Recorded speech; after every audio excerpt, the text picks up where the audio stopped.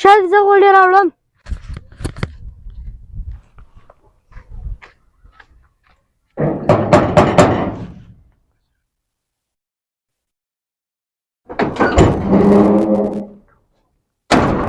چیز غواړې؟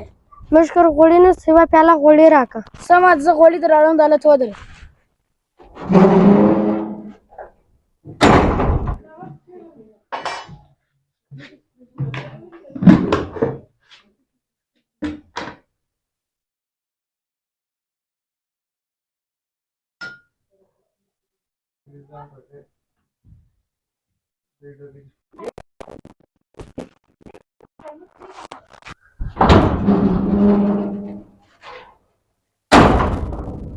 دا دي غوړي.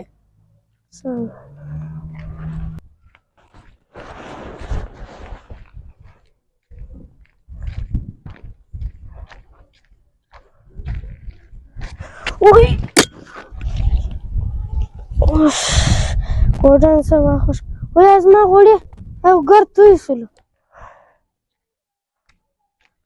اره زما غوړي او ګرد توی، زه به کور ته چې شوړم.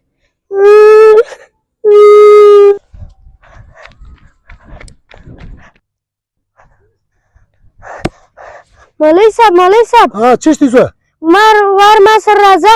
چشتي خیر دی؟ ته ما سره راځه وار. چی سوي دی؟ ته خو راځه ما سره مولوي صاحب. ځه. چشتي زوی؟ مولوي صاحب زما غوړي توی شوي دي، زما غوړي غواړم. غوړي خو دې کله پر مځکه توی کړي، زیاته کمه ځای درکړه. مولوي صاحب تا چې نن د جمعې په لمانځه کې نصیحت کوئ، تا اول په مکه شریفه کې زلزله وله، د حضرت عمر فاروق رالی د مځکې تلکړه کش کړله، ول په څه عذاب اخته شوې، مځکه چې ګرده ودرېدله. اوس ته هم د مځکې ته زما غوړي راکړه. زه هغه خو اصحابیانو د الله ولیانو لو، موږ خو د هغو د پښو خاورې نسو جوړېدلی، هغو خو دا کار کوی سو، موږ یې نسو کولی. زویه دا د هغو کار و. مولوي صاحب زه غوړي غواړم.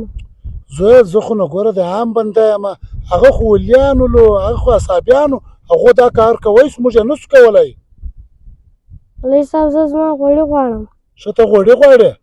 د الله څخه په خلاص نیت دعا وغواړه، انشاءالله ورته غوړي به تا ته میلاو شي. د الله څخه دعا وغواړه.